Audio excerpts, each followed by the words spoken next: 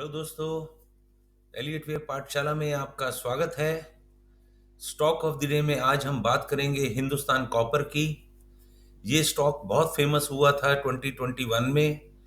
मई में इसने टॉप लगाई थी और बहुत ही भयंकर फॉलोइंग है इस स्टॉक की।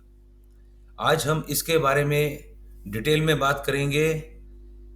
मैं हूं डॉक्टर चेतन चोपड़ा और मेरा ये दिली इच्छा है कि आप लोग मेरे वीडियोस को सुन करके लाखों कमाएं और लाखों गंवाने से बचें। हम इस चैनल में ट्रेडिंग इन्वेस्टमेंट की बात करते रहे हैं।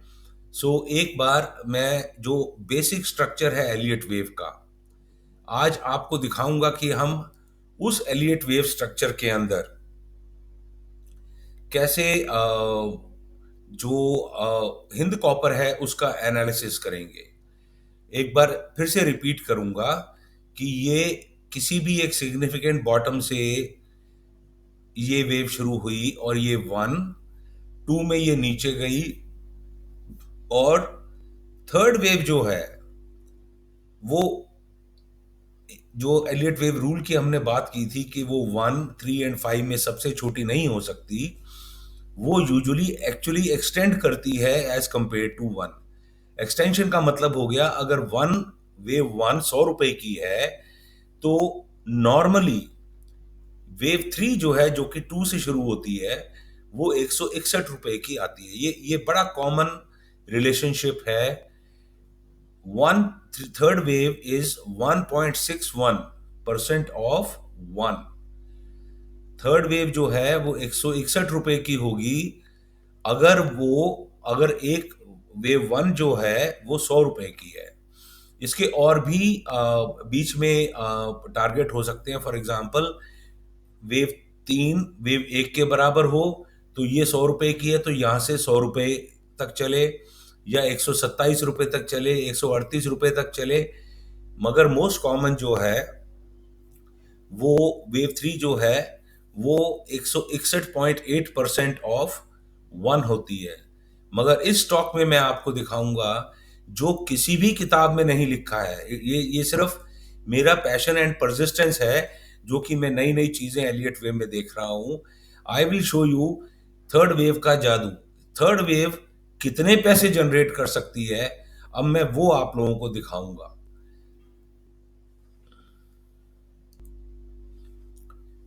इस एनालिसिस को आगे सुनने से पहले मेरे चैनल को लाइक, सब्सक्राइब एंड शेयर कर दीजिए और मुझे कमेंट दीजिए कि आपको ये वीडियोस कैसे लग रहे हैं। वापस आते हैं हम एलियट वेव एनालिसिस के ऊपर। ये एक 1 है, ये ए बी सी एक 2 है, जिसमें कि अगर मैं ध्यान से देखूं तो ये एक 1 2 है, ये 3 है और ये 5 है। ए बी सी, ये बहुत छोटी डिग्री की 1 एंड 2 है। यही हम देखना मांगते हर चार्ट में, जिसमें कि हमको ये लगता है कि अब ऊपर का ब्रेकआउट आएगा। अब आप ये देखिए कि 20 रुपए पर ये शेयर था 23 मार्च 2020 को, और ये फर्स्ट वेव में डबल हो गया, लिटिल मोर देन 40 रुपीज, 42 रुपए पर आ गया ये 9 जुलाई को। और एबीसी में वापस इसने ऑलमोस्ट हमको 31 रुपए, 32 रुपए दे दिए। मतलब कि ये समवेयर बिटवीन 38% टू 50% के बीच में ये वापस रिट्रेस किया है। और यहां से अब चली थर्ड वेव, जिसका कि ये एक बड़ा छोटे डिग्री का दोबारा से 1 है और दोबारा से 2 है। और आप ये देखिए कि ये 20 रुपए का शेयर मई 2021 में 196 रुपए 75 पैसे बिक गया। अब फर्स्ट वेव तो यहां से यहां खत्म हो गई 32 रुपए पर, मगर थर्ड वेव जो है वो 196 रुपए तक ले गई ऊपर। ये देखिए, ये 50 डे ईएमए है, राइट।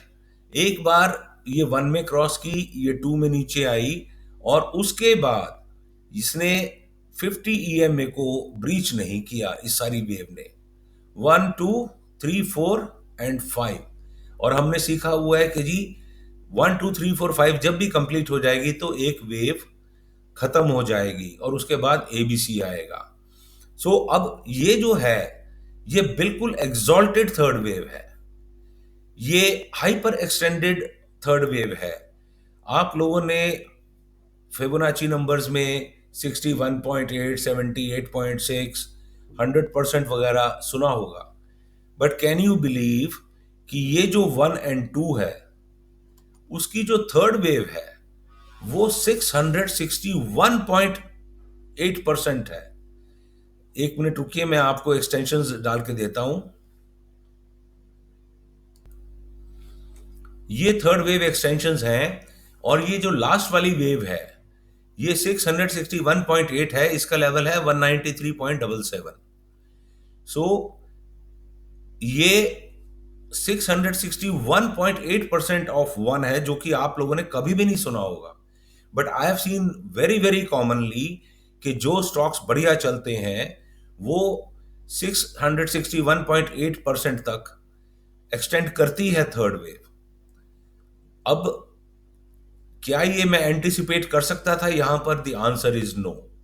मैं नहीं एंटिसिपेट कर सकता था यहां पर कि ये जो है ये 661.8% तक एक्सटेंड करेगी। मगर मेरे पास एक और तरीका था ये 165 वाला टारगेट देखने के लिए। ये भी आप लोगों को दिखाता हूं। ये मंथली चार्ट है हिंदुस्तान कॉपर का। अब आप ये देखिए कि in the month of January 2010 Hindustan copper का जो हाई था वो 637 रुपए 5 पैसे था। सी दिस 637 रुपए 5 पैसे। और उसके बाद ये परसिस्टेंटली एक बेरिश फेज में चला गया। अब इसमें से मैंने जान करके मूविंग एवरेजेस हटा दिए ताकि आप लोगों को चार्ट बहुत क्लियरली दिखे। इस चीज को हमको कई चीजें सिखाती हैं। वो ये कि एक बार अगर स्टॉक एक डाउन स्पाइरल में आ जाए तो उसको एवरेज करते करते करते करते बिल्कुल कैश का पोजीशन का खराब हो जाती है। जब भी कोई पोजीशन ले, एक स्टॉप लॉस जरूर रखें दिमाग में। वो चाहे पिछले हफ्ते का लो हो या पिछले दिन का लो हो जब आप ले रहे हैं पोजीशन, ताकि आप किसी मेजर मेजर मेजर प्रॉब्लम से बच जाएं। अब आप ये भी देखिए कि ये 10 साल का डाउन ट्रेंड था। सो 10 साल मतलब कि एक एक बहुत बड़ा टाइम पीरियड, जिसको कि हम इंग्लिश में डिकेड कहते हैं, उसमें ये प्राइस नीचे आके गिरती गिरती गिरती गिरती, जिसमें कि जिस भी बंदे ने मान लिया यहां लिया या यहां लिया और होल्ड कर रहा है, वो अपने आप को कोसता होगा कि मैंने ये क्यों लिया। इसीलिए मैं हमेशा बोलता हूं कि आप एक स्टॉक का अगर मान लिया मेजर ट्रेंड नहीं तो एक माइनर ट्रेंड तो देख कर काम करें कि उसमें क्या हो रहा है। एटलीस्ट डेली ट्रेंड जरूर देखें। अब इस पे मैंने रिट्रेसमेंट लेवल्स डाले तो मेरे को ये 164 का टारगेट मिल गया। यूजुअली जो रिट्रेसमेंट्स होती हैं उसमें मिनिमम रिट्रेसमेंट जो है वो 23.6% की होती है। सो ये 164 है और ये इस यहां तक निकल गया ऑलमोस्ट, जो ये 196 था। सो बॉटम लाइन ये है कि अगर हमको एक वेव मिलेगी तो हम रिट्रेसमेंट लेवल्स मंथली पर जाकर या वीकली पर जाकर जरूर डालें और देखें कि जी मिनिमम टारगेट क्या है। और अगर मिनिमम टारगेट हमारा अचीव हो जाता है तो एटलीस्ट डेली में जरूर देखिए कि क्या हो रहा है, कौन सी वेव चल रही है, क्योंकि अगर रिवर्सल आएगा तो बहुत शार्प भी आ सकता है और फिर उसमें पैसे बनने के बजाय चले भी जाएंगे। सो यहां अगर मैं मान लिया ये एक्सपेक्ट करूं कि ये 164 का आ रहा है तो इट विल बी फूलिश कि जी मैं 164 से ऊपर कोई भी ट्रेड करूं। It will be really foolish अगर मैंने यहां ले लिया है तो मैं बेचने की सोचूं, मगर खरीदने की तो बिल्कुल ना सोचूं। चलिए वापस डेली चार्ट पर चलते हैं। अब ये वापस हम डेली चार्ट पर आ गए और मैंने जो एक्सटेंशंस थी उनको हाइड कर दिया है और अब मैंने इस बॉटम से इस स्टॉक के रिट्रेसमेंट लेवल्स डाले हैं, क्योंकि जब भी 1 2 के बाद 3 आएगी तो 4 आएगी। अब ये बहुत इंपॉर्टेंट है ये समझने का कि जब भी एग्जॉल्टेड वेव या हाइपर एक्सटेंडेड थर्ड वेव होती है, तो जब वो खत्म हो जाती है स्टॉक बिल्कुल लावारिस हो जाता है, उसका कोई माई बाप नहीं होता ऑन द प्लस साइड। सब लोग जिन्होंने मान लिया यहां लिया या यहां लिया और अब वो इंतजार में है, उनका सिर्फ टाइम बर्बाद हो रहा है और पैसे बर्बाद हो रहे हैं। ये बिल्कुल लावारिस है। आप मेरे से पूछिए कि जी यहां बॉटम लग गई, क्या मैं आपको बता सकता हूं 50% पे? तो मेरा जवाब होगा जी मुझे नहीं पता। अच्छा जी, अब ये 50% के बाद ये अगली रिट्रेसमेंट है 61.8%। हाँ, 61.8% फोर्थ वेव के लिए रेयर चीज है, बट आती है फोर्थ वेव। और साथ में ही आप ध्यान दीजिए, ये व्हाइट कलर की 1000 डे ईएमए है जो कि 61.8% के आसपास है। अब देखिए 61.8 एंड 1000 डे ईएमए, कितनी ब्यूटीफुली इन्होंने सपोर्ट दी है इस स्टॉक को यहां पर। अब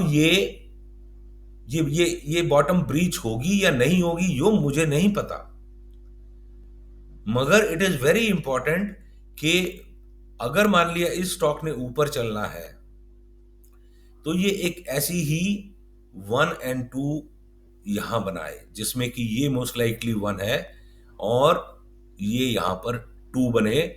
और ये जो बॉटम है, ये जो पॉइंट है, लो है 89 का, राइट, ये ब्रीच नहीं होना चाहिए। 89 है, नहीं 85 है, सॉरी 83 है।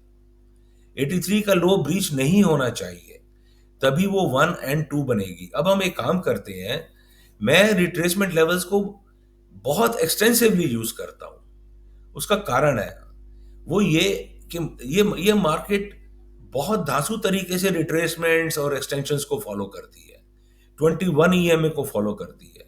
एक एग्जैजरेटेड मूव होगा तो वो 50 ईएमए को फॉलो करेगा। So these are combination of factors जो कि आपको जरूर दिमाग में रखने चाहिए। इस वीडियो को आप चाहे 20 बार देखिए, मगर जो मैं चीजें इसमें बता रहा हूं वो बहुत इंपॉर्टेंट है, वो आपको किसी किताब में नहीं मिलेगी। मुझे किसी ने नहीं पढ़ाया, मुझे बाजार ने पढ़ाया, मेरे एक्सपेरिमेंटेशन ने पढ़ाया, मुझे मार्केट्स के चार्ट्स ने पढ़ाया, जो कि बंदों को नहीं पता। और अगर मान लिया हैंडफुल होंगे भी दुनिया में, मैं हैंडफुल दुनिया की बात कर रहा हूं, इंडिया की बात नहीं कर रहा, तो वो पढ़ाते नहीं है ऐसी चीजें। ये एक्सटेंशन को मैंने आज तक कभी नहीं पढ़ी। 661.8% एक्सटेंशन ऑफ थर्ड वेव, आप लोगों ने 6178 वगैरह सुनी होगी। 661.8% आज आपके लिए एक नई फिगर होगी, आई एम श्योर। और जितने भी ये हैंडफुल बंदे हैं, अगर मान लिया उनको ये पता भी है, वो मुझे कभी नहीं सिखाएंगे, आपको कभी नहीं सिखाएंगे, क्योंकि यही तो जादू है उनके पास में। सो अब हमको क्या देखना है? हमको ये देखना है कि इस लावारिस स्टॉक में, जिसमें कि अब कोई बुल नहीं है, राइट, अब ये कैसे परफॉर्म करता है। सो ये परफॉर्मेंस हैज टू बी, अब ये देखिए, ये बॉटम बनी है 17 जून को, जैसे कि निफ्टी की बॉटम बनी है, राइट। सो अब हमको ये देखना है over next couple of weeks ये यहां पर क्या करता है। क्या ये दोबारा 1000 की ईएमए को तोड़ता है? क्या ये दोबारा 61.8% को ब्रीच करता है? क्या ये लो ब्रीच होता है या नहीं होता? या बिल्कुल ऐसा ही स्ट्रक्चर एक 1 और 2 वो यहां बनती है, 1 A, A B C B और ये C, तो ऐसा ही यहां पर स्ट्रक्चर बनता है। तब हम देख सकते हैं कि जी हिंद कॉपर आगे क्या करेगा। अदरवाइज अगर आप आज मेरे से पूछें क्या मैं ये स्टॉक खरीदूंगा, the answer is big no, क्योंकि मुझे नहीं पता कि ये क्या करने वाला है। और अगर मुझे नहीं पता तो मेरा पैसा है, मैं उसमें क्यों डालूं। यही चीज मैं आप लोगों से भी रिक्वेस्ट करूंगा, पैसे आपके हैं, पैसे आपके बने, वो आपके हैं, और अगर पैसों का नुकसान होगा वो भी आप ही का होगा। इन्हीं लफ्ज़ों के साथ आई एम श्योर आज आपने कुछ बहुत अच्छी अच्छी चीज़ें सीखी होंगी। मेरे चैनल को लाइक सब्सक्राइब शेयर कर दीजिए और कमेंट दीजिए कि आपको कैसा लग रहा है। Thank you for watching my this video. I am sure आपने कुछ नई नई चीज़ें सीखी होंगी। Thank you so much.